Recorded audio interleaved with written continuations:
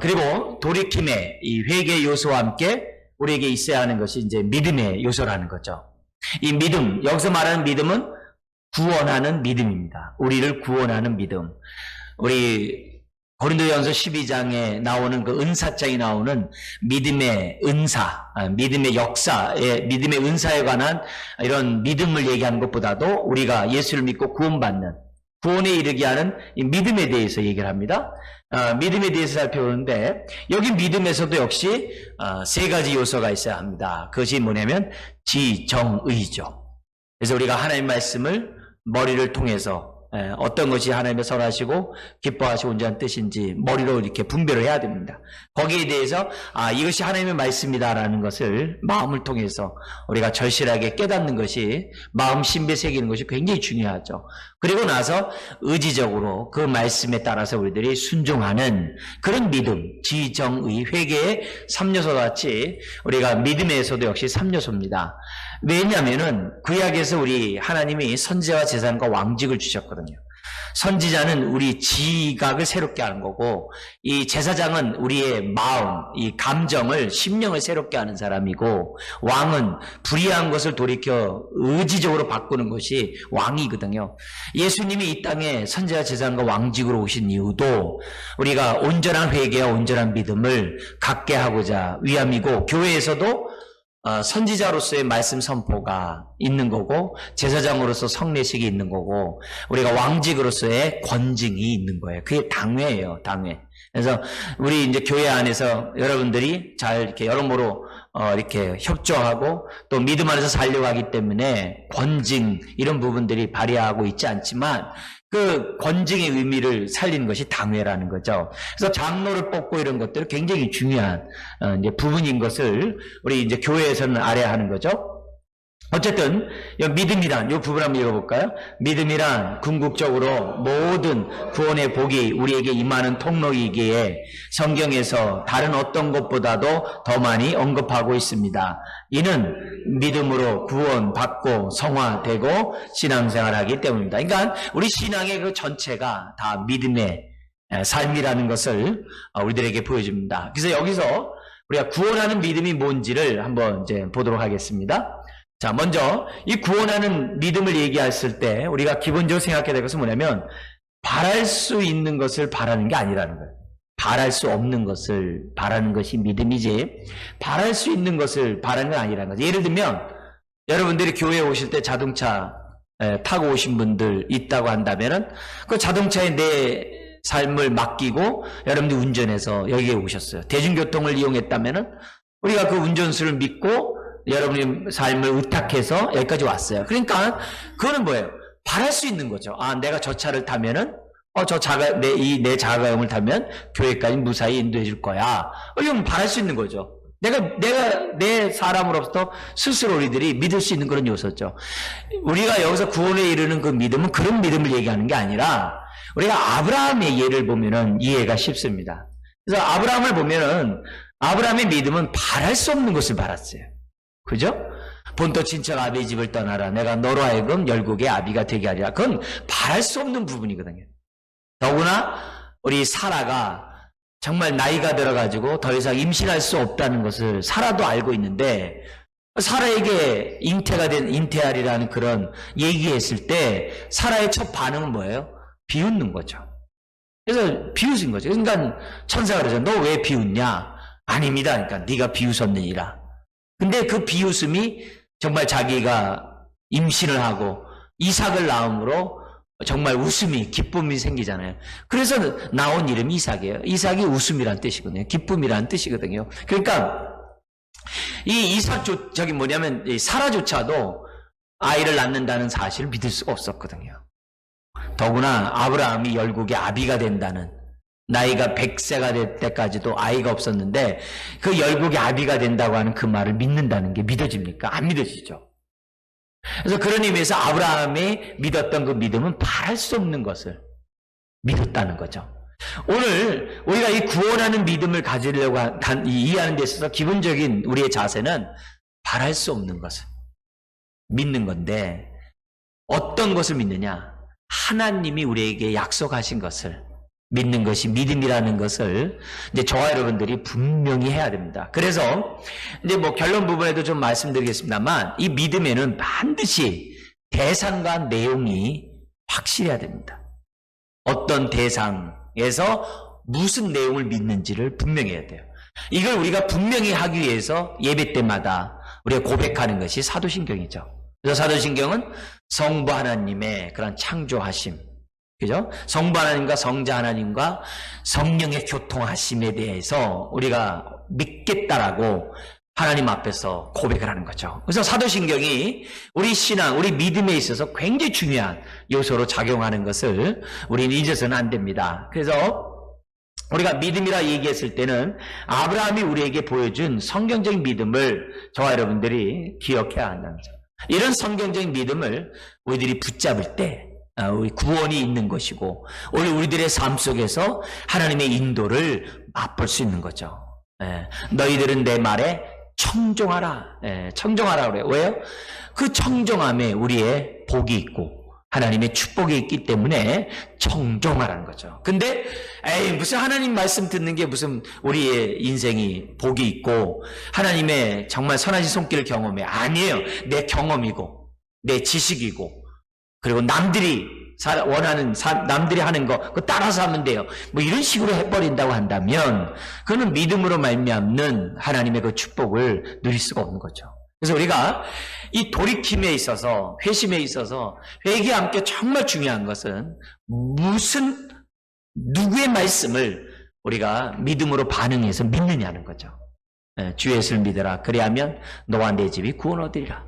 그 주님의 말씀에 대해서 내가 그 약속에 대해서 내가 아멘 그렇게 믿으면 저와 여러분들이 되대요. 이제 구원이 있는 거죠. 근데 그 믿음에 뭐가 있어야 되는 거예요? 지정의 요소가 있어야 되는 거죠. 내가 믿는다고 한다면 우리 집안에 더구나 이 추석 명절을 지내면서 불신자 대신 우리 가족들 있잖아요. 근데 그런 가족을 볼 때 그냥 가만히 있거나 또 비판적으로 쳐다볼 게 아니라 오히려 어떻게 돼요? 하나님 약속 이루어 주세요. 주 예수를 믿으라. 그리하면 너와 내 집이 구원 얻는다고 했는데 하나님 그 약속이 우리 가정에 이루어 주시옵소서. 그렇게 마음에 이 다짐을 딱 해야 되는 거죠.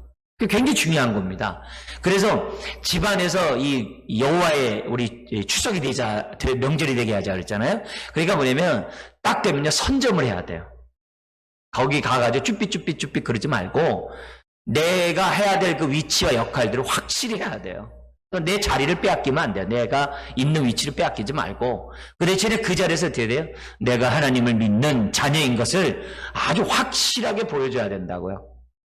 그렇다고 앞에서 뭐 방해하거나 이러라는 얘기가 아니라 내 존재감을 딱 보여줘야죠. 믿는 자로서의 존재감을 딱 보여주면 사람들이 어떻게 돼요? 쳐다보거든요. 그러나 우리가 쭈삣쭈삣하고 아주 낯설어하고 마지못해 앉아있으면요 오히려 더 어떻게 돼요? 핀잔을 준다고. 오히려 더 아주 우습게 여긴다고요. 그게 아니라 내 할 도리 다 하고 내 위치에서 딱 서서 내가 하나님의 자녀인 것을 당당하게 딱 보이면 물론 이제 교만하지 말아야 되겠죠. 덕을 세우니까 딱 보이면 사람들이 이제 생각하는 거죠. 처음에는 막 뭐 욕하기도 하고 미워하기도 하지만 본인이 감당할 수 없는 일들이 딱 생겨날 때는 기도 요청한다고요. 우리의 행동에 대해서 우리의 삶의 모습을 면밀히 보고 있기 때문에 저와 여러분들이 좀 이런 확고한 믿음들을 좀 가졌으면 좋겠고 또 믿지 않는 가정들이 있을 때마다 불안해하지 말고 하나님 약속 이루어 주세요. 딱 그래야 돼요. 오늘 내가 우리가 부르심의 소망도 마찬가지예요. 부르심의 소망, 나를 구원받았으니까 나 오케이나 됐네. 그게 아니라 하나님 부르심의 소망에 따라 내 인생을 사용해 주세요. 그러셔야 돼요. 그래서 내가 부르심에 합당한 삶을 살기 원해요. 하나님 부르신 뜻대로 나를 사용하세요. 좀 이런 기도를 하나님 앞에 당당히 딱 할 때 내 삶이 굉장히 보람있고 의미가 있는 거죠. 그렇지 않고 막 쭈삣쭈삣하고 또 괜히 사람들 뭐냐면 막 미워한다든지 혹시라도 뭐 다른 생각을 갖고 있다든지 이러면 하나님의 약속이 나를 통해서 이루어질 수가 없죠. 어쨌든 하나님의 모든 그런 약속, 나에게 하신 그 말씀에 대해서 저나 여러분들이 당당하게 믿음으로 딱 보이셔야 돼요. 자, 이게 구원하는 믿음이라는 사실을 기억했으면 좋겠습니다. 다음 보죠. 다음 B의 믿음의 근원을 한번 볼게요. 기원을 대해서 한번 보면 이 기원은 스스로 갖는 것도 아니고 스스로 얻는 것도 아닙니다. 이 믿음은 하나님의 선물인 줄 믿습니다. 그래서 우리 에베소서 2장 8절 한번 읽어볼까요? 너희가 그 은혜를 인하여 믿음으로 말미암아 구원을 얻었나니 이것이 너희에게서 난 것이 아니요 하나님의 뭐요? 선물이라. 이렇게 돼 있어요. 하나님의 선물. 하나님은 우리를 사랑하세요. 아멘? 네. 이 사랑한다. 우리에게 은혜를 베푸시는 이 하나님에 대한 그 단어의 원뜻은 뭐냐면 호의를 갖고 계시다 이 말이에요. 그러니까 호의를 갖고 있기 때문에 되게 자꾸 선물해주고 싶어요. 여러분도 여러분의 자녀에 대해서 호의감이 있기 때문에 호의가 있으니까 자꾸 뭐 좋은 거 해주려고 하잖아요. 모든 부모가 호의가 있으니까 해주는 거죠. 하나님이 우리에 대해서 갖고 있는 그 감정이 호의거든요. 그래서 하나님 우리에게 뭐예요? 좋은 것을 준다고. 아무리 악한 자라도 자식에게 좋은 것 줄 줄 알거든. 하물며 하늘에 계신 우리 아버지까지. 그러니까 우리 천부께서 우리에게 가장 좋은 것을 주시는 그런 하나님이신 것을 우리가 어떻게 돼요? 믿어야 합니다. 네, 믿음, 이걸 믿어야죠. 그런 하나님. 우리 에베소 표현을 쓴다면 우리 주 예수 그리스도의 하나님. 그게 무슨 표현이라고 했어요? 아브라함과 이삭과 야곱 약속을 이루시는 그 약속하신 그 하나님이 예수 그리스도 안에서 성취하셨던 그 언약의 하나님이라는 뜻이라 했어요. 그 언약의 하나님 믿으셔야죠. 믿어야죠. 그래서 그 여호수아 그러잖아요. 하나님이 시내산에서 맺은 그 언약은 너희 조상과 맺은 게 아니라 왜? 이미 조상들은 다 죽었잖아요. 이제 관계 다 쓰러졌잖아요. 너희 조상과 맺은 게 아니라 오늘 너희와 맺은 거라고 그랬거든요. 그래서 우리가 이 믿음은 하나님의 약속을 믿는 우리들 믿음은 그 2000년, 3000년 그렇게 하는 게 아니에요. 그 말씀이 기록된 이 말씀이 오늘 나에게 말씀하신다라고 믿는 게 믿음이에요. 왜요? 하나님은 오늘이나 내일이나 뭐 어떻게 돼요? 과거나 오늘이나 앞으로도 돼요. 내일도 영원토록 동일하신 분이거든요. 그래서 그분이 지금도 살아서 우리들에게 말씀하시잖아요. 네. 우리는 연도가 있지만 영원하신 하나님은 동시성이거든요. 다 동시성이에요. 그렇기 때문에 우리가 이 신앙생활하면서 하나님 앞에서 정말 내가 믿는 그 하나님이 어떤 분이고 그분이 어떤 약속을 했는지 호의를 갖고 계시는 그 하나님. 영광의 아버지는 뭡니까? 영광을 함께 나누기를 원하시는 그 아버지. 그래서 주님과 함께 보좌 우편에 앉게 하시잖아요. 그죠? 그것도 너무 당연하니까 에베소서 2장과 계시록에서는 그 보좌에 앉게 하시는 것을 과거형으로 썼어요. 미래형인데 과거형으로 썼어요. 그 왜 그랬냐? 너무나도 당연하고 확실하기 때문에 과거형으로 쓴 거예요. 하나님의 그러한 의지, 결단의 표현이에요. 우연히 써놓은 게 아니에요. 과거형을요. 성경이 다 미래형을 쓰지 않고 과거형으로 써버렸어요. 그러니까 그 하나님의 그런 의지들을 저와 여러분들이 좀 기억했으면 좋겠어요. 그래서 이 믿음은 하나님의 이런 선물, 값없이 준 선물이라는 사실을 생각해요. 그래서 내가 믿음 있을 때마다 어떻게 돼요? 하나님 앞에 껍벅 죽는 거죠. 감사합니다. 감사합니다. 나에게 이런 믿음을 주시다니 감사합니다. 그러니까 내가 믿음을 가질 때마다 성령님께 너무 감사하는 거죠. 어떻게 내가 믿을 수 있는가? 자, 그러면서 이 믿음은 세상적이고 육적인 사람들이 경험할 수 없는 것입니다. 왜냐하면 읽어볼까요? 왜냐하면 믿음의 씨는 중생을 통해 우리 안에 자리 잡고 효과적인 부르심에 의해 나타나는 것이기 때문입니다. 왜냐하면 그래서 부르심에서도 이 효과적인 부르심, 이 부르심이 두 가지 있다 그랬죠. 하나는 외적 부르심이에요. 주 예수를 믿어라. 이게 선포하는 것은 외적인 부르심이에요. 누구에게나 다 불러요. 근데 그 가운데 누구는 어떻게 돼요? 이 외침에 대해서 믿음으로 반응해요.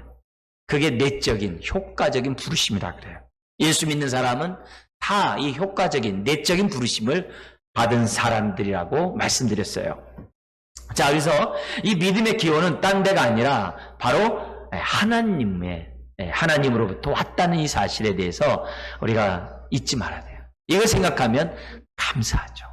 자, 그러면 오늘 하나님 우리에 대해서 뭐라 그래요? 호의적인 마음을 갖고 있다 그랬잖아요. 그럼 믿음 주신 다음에 다른 거 안 주시겠어요? 그게 아니잖아요. 믿음 주신 하나님은 다 주세요. 네, 다 주세요. 왜냐면 첫 아들을 줬기 때문에 나머지 안 줄 게 하나도 없어요. 다 주신 거예요. 아들까지 주신 분은 다 주겠다는 하나님의 호의거든요. 마음이거든요. 다음 볼까요?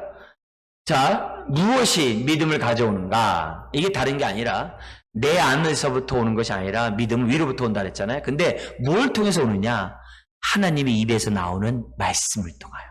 그래서 로마서 10장 27절입니다. 읽어볼까요? 그러므로 믿음은 들음에서 나며 들음은 그리스도의 말씀으로 말미암았느니라. 그러니까 우리 하나님께 기도하면서 하나님 저에게 믿음을 주시옵소서, 큰 믿음을 주시옵소서, 그렇게 기도하잖아요. 그러면서 가만히 있으면 안 돼요. 큰 믿음을 주시옵소서 한 다음에 어떻게 해야 돼요? 우리는 하나님 말씀을 보든지 하나님 말씀을 묵상해야죠. 암송하는 것이 많았으면 묵상할 수 있겠죠. 암송한 것이 없으면 성경 읽으셔야죠. 왜요? 기록된 말씀을 통해서 우리들이 믿음이 생기거든요. 그러니까 우리들이 성경 읽기도 하고 묵상도 하고 암송하는 이유가 다른 게 아니에요. 그렇게 함으로써 우리가 돼요. 믿음이 생기거든요. 그러니까 큰 믿음 주시옵소서 해놓고 성경 안 본다, 말씀 묵상 안 한다, 그럼 꽝이죠. 그냥 입술로만 그냥 믿습니다 이러는 거죠. 아니죠. 안 믿기 때문에 믿습니다 하는 거 아니겠어요? 그러면 그게 아니라 우리가 뭐냐면 큰 믿음을 달라고 한다면 어떻게 돼? 그만큼 하나님 말씀에 집중해야죠. 큰 믿음이 필요하면 하나님 말씀을 우리가 정말 파고 또 묵상하고 또 묵상해야 하는지를 우리에게 보여주는 거죠. 여러분 믿음이 충만하기를 주의 이름으로 축원드립니다. 그럼 말씀 충만해야 돼요. 말씀 충만해야 돼요. 하나님 말씀이 내 안에 충만해야죠. 내 마음 신비에 말씀을 새긴다고 했는데 그렇다면 어떻게 돼요? 우리가 묵상함으로 새겨야죠. 찾고. 그래서 기도할 때 꼭 말씀에 따라 기도하시기 바랍니다.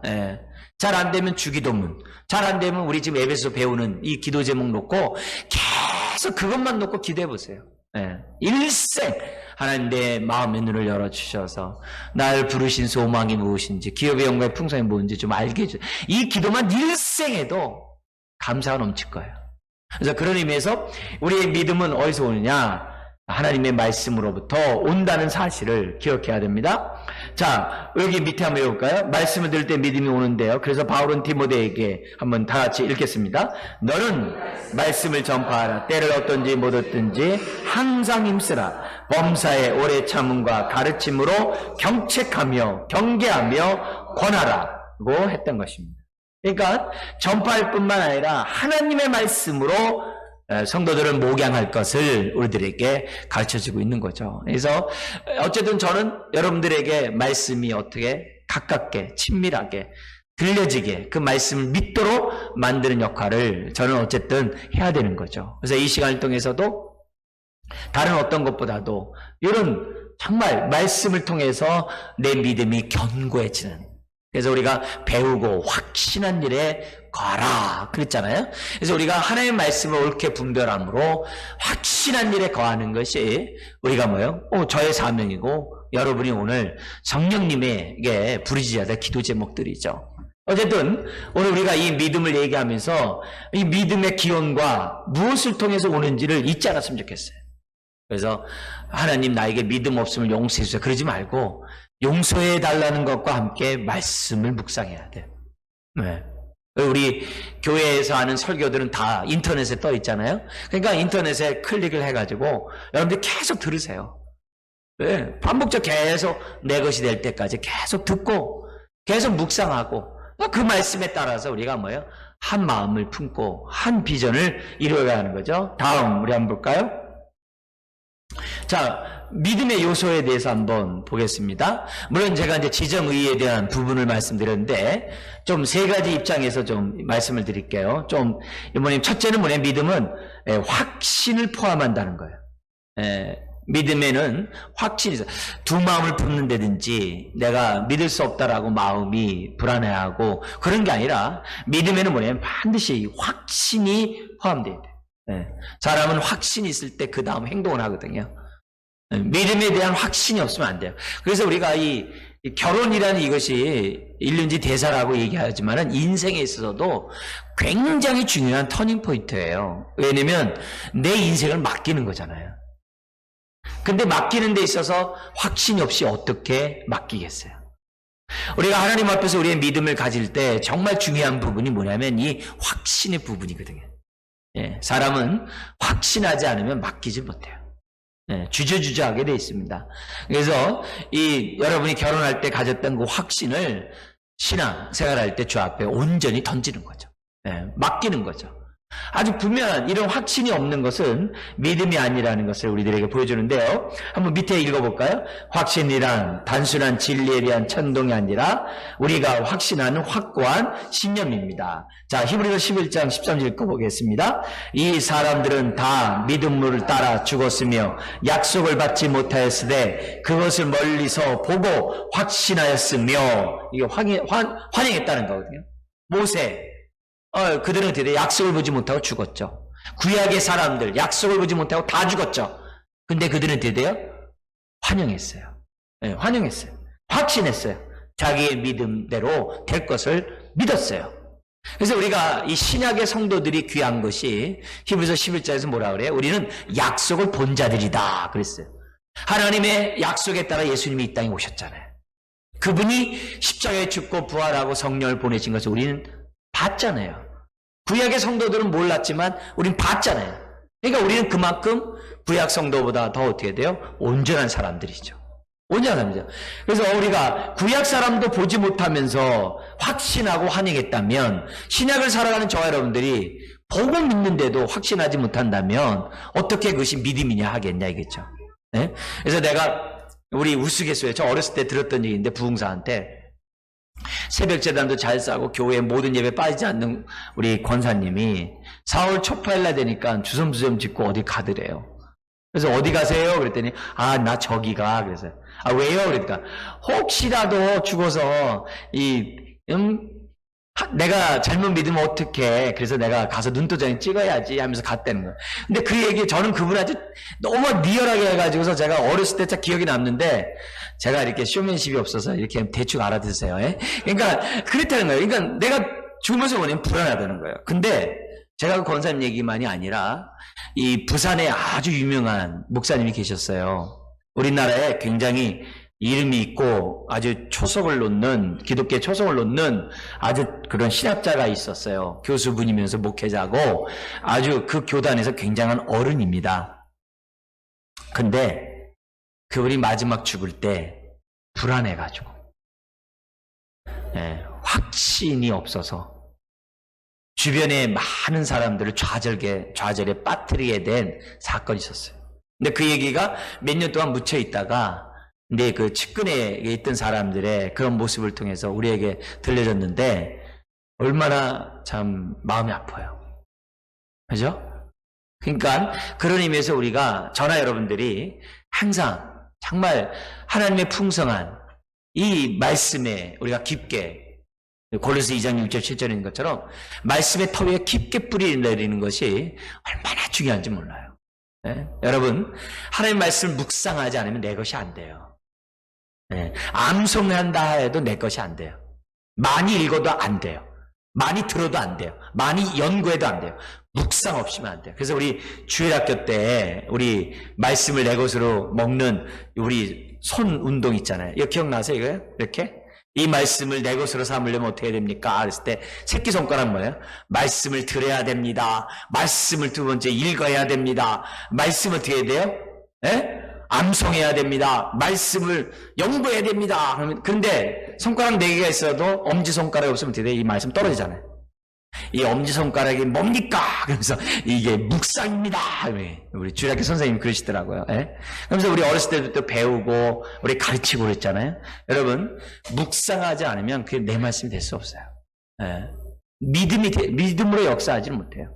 그러니까 우리들이 하나님의 말씀을 묵상함으로 마음 신비에, 우리 에스겔 선지자나 에레미야 선지자 얘기한 것처럼 마음에 새기셔야 돼요. 말씀을 묵상. 그럴 때 저와 여러분들이 어떻게 돼요? 확신 가운데 거할 수 있어요. 확신 가운데 거할 수 있어요. 이런 부분들은 얼마나 소중한지 몰라요. 다음 우리 보죠. 두 번째, 확신이 있어야 된다는 부분하고요. 두 번째 보면은 다음 페이지 보면요. 우리 한번 읽어볼까요? 둘째, 믿음은 진리에 대하여 자신을 헌신하는 신뢰가 있어야, 확신 다음에 내가 이제 내 삶을 맡기는 거죠. 헌신하는 그런 신뢰가 포함되어 있다는 거예요. 그래서 여기 보세요. 그들은 멀리서 보고 확신하였으며, 하늘나라를 멀리서 보고 확신하였으며, 또 땅에서는 확신했기 때문에 내가 어떻게 사느냐, 외국인과 나그네로라는 증거하였으니, 즉 외국인과 나그네처럼 살았다 이거예요. 왜? 저 본향에 대한 확신이 있으니까 이 땅에서 내 삶이 돼야 돼요. 거기에 대한 헌신의 삶의 변화된 행동이 나오는 거죠. 오늘 우리 설교에 의하면은 하늘나라를 사모하는 자에게 우리의 믿음이 실제적이고 현실적인 믿음이 된다 했잖아요. 그죠? 그런 믿음을 우리가 뭐예요? 가져야 하는 거죠. 그게 구원에 이르는 믿음이죠. 그죠? 외국인과 나그네로 산다는 거죠.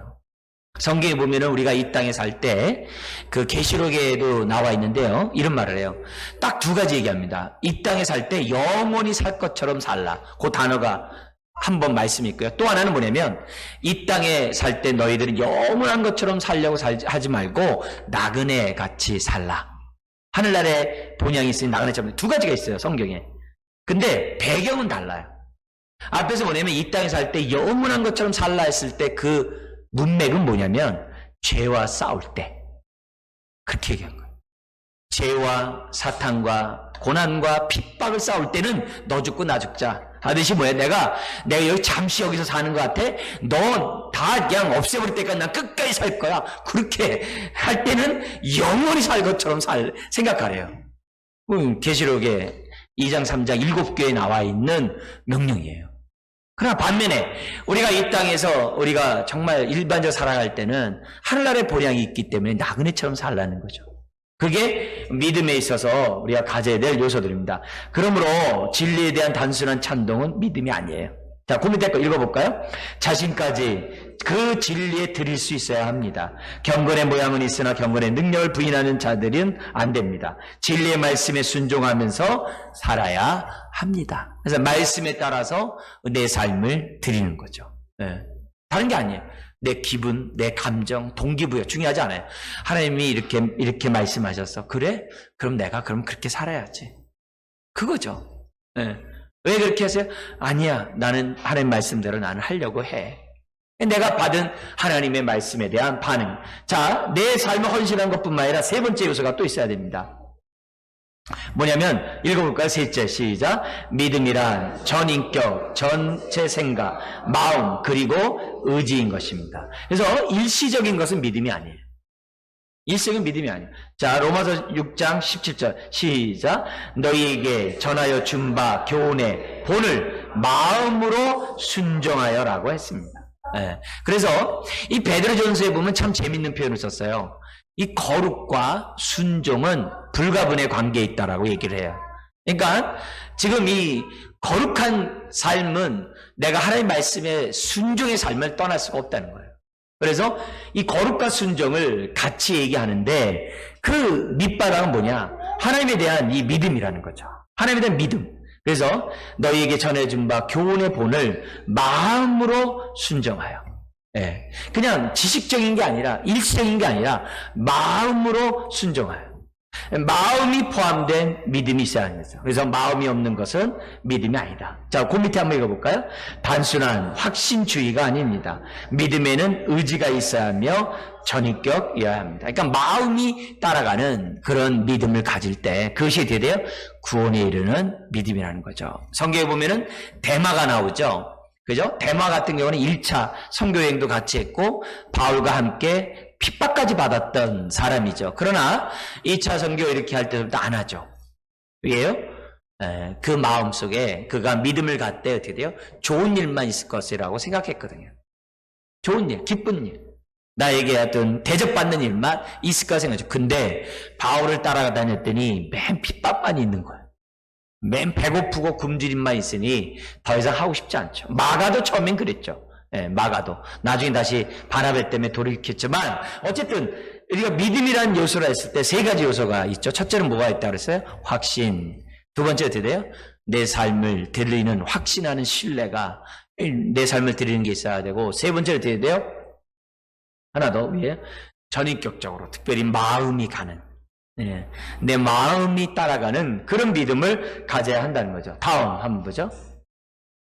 자, 그럼 믿습니다. 이렇게 얘기를 하는데, 그러면 이성은 뭐 다른 말로 하면 뭐 철학이라고 얘기할 수 있겠고, 뭐 여러 가지 할 수 있겠지만, 어쨌든 합리적인 이성과의 관계는 어떠냐 이겠죠. 1번, 우리 두 개 볼 텐데, 1번 같이 읽어볼까요? 이성으로는 도달할 수 없는 초자연적이고, 기적적인 요소들이 어디에요? 믿음에 있는 거죠. 근데 17, 18세기에 계몽주의가 이 세상에 확 닥침으로 계몽이라는 게 이 빛이란 얘기거든요. 근데 참된 빛은 아니죠. 예, 어떤 지식의 빛이 이 세상을 밝게 한다라고 얘기를 했어요. 그 결과 뭐가 우상이 됐냐면 이 프랑스에 이 시민운동이 혁명이 성공을 함으로 프랑스가 하나님을 갖다가 다 쓰레기통에 집어넣어 버리고 이성을 신의 자리에 앉혀놓게 됩니다. 그게 프랑스 대혁명이에요. 근데 영국은 똑같은 시기에 그런 혁명을 갖다가 막습니다. 왜 막냐면 이 청교도들이 영국 대륙을 막고 있었거든요. 크로멜을 비롯한 이 퓨리탄의 이 청교도 사람들이 막고 있어가지고 자유시민 운동이 아니라 산업혁명으로 이렇게 나가는 쪽으로 이 영국은 나타나게 돼요. 그렇지만 어쨌든 이 프랑스 같은 경우에는 이성이 단순히 이성종이 아니라 신으로서의 위상을 갖게 있는 것이 프랑스의 이성이에요. 그리고 지금 사회에서 말하는 이성도 역시 똑같은 그 이성입니다. 그래서 그때 그 계몽주의 때 영향을 받은 이 신학자들이 성경에서 초자연적인 거 다 잘라버렸어요. 예를 들면 주님이 물 위를 걸었다? 천만에. 바닷가에서 강가를 걷는 모습이 마치 물 위를 걷는 것처럼 제자들이 착각한 거야. 예수님이 승천했다. 천만에 구름 위로 이렇게 덮인 산으로 올라가가지고 저쪽으로 간 거야. 거기에 또 한술 더 따서 그때 부처의 제자가 돼가지고서 한참 있다가 어째 됐다. 다시 젊은 시절에 12살까지는 있다가 그쪽 가서 교육받고 왔다가 다시 저기 인도로 갔다 이렇게 얘기하는 사람들도 또 회개망측하게 있습니다만 어쨌든 그런 얘기들이 왜 나왔느냐, 이성이 어떻게 돼요? 우상이 된 그런 상황이었기 때문에 그런 거죠. 그러나 우리가 말하는 그것이 믿음은 이성에 반대되는 게 아니라, 즉 다시 말하면 비합리적이고 불합리한 것이 아니라는 말이에요. 오히려 이성을 초월하고 이적까지도 기적까지도 우린 믿는 거죠. 우린 우린 살아난 걸 믿습니다. 물이 변하여 포도주가 된 걸 믿습니다. 풍랑을 꾸짖어 잔잔케 한 것을 믿습니다. 죽은 자가 살아난 걸 믿습니다. 그게 믿음이에요. 예. 그렇다고 해서 비합리적이고 불합리한 것은 아니라는 거예요. 그게 믿음이에요. 다음 보죠.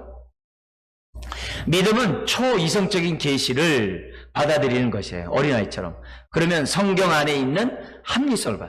우리 성경 나름대로 다 논리를 갖고 있고 이성적이라는 것을 우리는 보게 되는 거죠. 자, 그러면서 밑에 거 보세요. 만일 믿음이 이성의 문제라면 탁월한 지성을 소유한 사람들만 그리스도인이 돼요. 가방끈이 긴 사람만 그리스도인이 돼요. 또한 비합리적인 것도 아니에요. 그죠? 그죠? 이것도 보세요. 그러면 지성을 가진 사람들은 그리스도인이 어떻게 돼요? 될 수 없기 때문에. 비합리적이라는 얘기는 뭐예요? 무조건 믿습니다 하면은 결국 어떻게 돼요? 지성을 가지고 있는 사람들은 도대체 저런 뭘 지각하고 무식한 무조건 믿습니다 하면 돼야? 이런 사람들은 믿음을 안 가지려고 하겠죠. 그죠?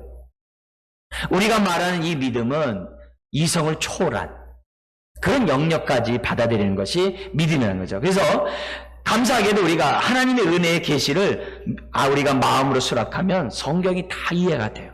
이것이 바로 믿음과 이성의 관계예요. 그래서 여기서 우리가 주의해야 될 것이 뭐냐면 믿습니다 해가지고서 무조건 내가 육자배기로 나가면 안 된다는 거예요. 반드시 믿음에는 뭐예요? 대상과 내용이 확고해야 된다는 사실을 잊어서는 안 돼요. 무조건 내 마음으로 믿습니다 그런 게 아니라 뭘 믿냐 이게요. 뭘 믿냐. 그래서 우리가 하나님의 말씀에 따라서 우리들이 잘 믿는 거. 믿으면 됐지 뭐 이렇게 복잡하게 성경 공부해요. 여러분 성경 공부해 우리 믿음이 견고하고 풍성해져요. 능력이 있어져요. 자, 다음 보세요.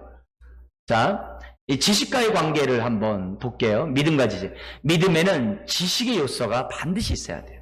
한번 읽어볼까요? 시작. 왜냐하면 믿음은 진리에 대한 반응으로서 생기는 한 실체이기 때문에 그래요. 왜? 들으면서 온다 했잖아요. 그리스도의 말씀에서 온다 그랬잖아요. 말씀 66권을 빨리 우리들이 가질 때 우리가 온전한 사람이 돼요. 다음 보죠. 자, 우리 2번 읽어볼까요? 하나님의 인격에 대해, 하나님의 거룩하심과 의로우심에 대해, 또 나의 죄인됨과 예수님이 구세주이심을 믿어야 돼요. 그래야 그리스도인이 됩니다. 왜냐하면 믿음은 공허한 감정이 아니기 때문입니다. 네, 반드시. 자, 우리 3번 시작. 믿음에는 배상과 내용이 분명해야 합니다. 그래서 사도신경은 우리 믿음의 가장 기초가 됩니다. 가장 기본이 됩니다. 이걸 저와 여러분들이 믿으셔야 돼요. 물론 여기서 제가 멈추겠습니다만 이 믿음에 여기 이제 더 나가야 될 요소들이 있죠. 특별히 우리가 구원을 이루는 믿음에 있어서는 하나님의 사랑을 우리가 아멘으로 믿는 것과 함께 뭐가 어떤 믿음이 예수님에게 있어야 됩니까? 예수님과 관계에서 주님의 십자가의 죽음이 나의 죄를 위한 죽음이며 주님의 부활이 나를 의롭게 자유케 하는 부활이라는 사실을 우리가 어떻게 돼요? 믿으셔야죠. 아멘. 그 믿음이 역사하는 믿음이고 구원에 이르는 믿음인 거죠. 네. 더구나 성령님이 오늘도 내 안에 계시다는 사실을 우리들이 믿으면 우리는 어떻게 돼요? 능력 있는 권세 있는 하나님의 자녀가 되는 거죠. 그래서 우리가 더 뒤로 나가는 요소들이 많이 있지만 오늘 우리가 돌이킴에 있어서 두 가지 요소, 회개와 믿음의 이 요소에 대해서 우리들이 잘 생각하고, 여러분 만약에 여러분 주님의 십자가가 나를 위한 죽음인 것을 믿으십니까? 그러면 그것으로만 끝나지 말고 성령님 감사해요. 나로 하여금 이런 것을 믿게 하게 하시니 감사해요. 네? 그런 영광을 성령님께 올리면 그만큼 어떻게 돼요? 성령님과 친밀한 사람이 될 줄 믿습니다. 예. 여러분 우리 하나님이 우리에게 은혜로 믿음을 주셨어요. 그렇다면 이 믿음을 사장시키지 말고 그 믿음을 잘 사용해서 정말 살아운동력 있는 믿음이 되도록 저와 여러분 모두가 애쓰시기를 주 여러분 축원드립니다. 우리 이 글을 제가 봤는데요. 그러더라고요. 우리 몸이 부모로부터 왔기 때문에 이 부모로부터 받은 이 몸을 우리가 이 부모께 감사하기 위해서는 어떻게 하는가? 우리 몸을 우리들이 잘 관리해서 부모들에게 기쁨이 될 때 부모가 우리에게 주신 이 몸을 정말 진정으로 감사하는 것이 아닙니까? 이런 이제 글을 제가 봤어요. 그러면서 하는 얘기가, 연관해서 하는 얘기가 뭐냐면, 하나님이 우리에게 교회를 주셨어요. 그러면 우리는 어떻게 돼요? 교회를 잘 가꾸어서 이 교회가 하나님의 기쁨이 되는 교회로 가꿀 때 우리 하나님이 기뻐할 줄 믿습니다. 그래서 하나님 우리에게 주신 것들이 많아요. 나에게 배우자를 줬어요. 그러면 우리가 어떻게 돼요? 잘 가꾸고 잘 섬겨서 우리가 정말 좋은 관계를 맺음으로 하나님께 영광 돌린다면 그것보다 감사한 것이 어디 있겠어요? 그죠?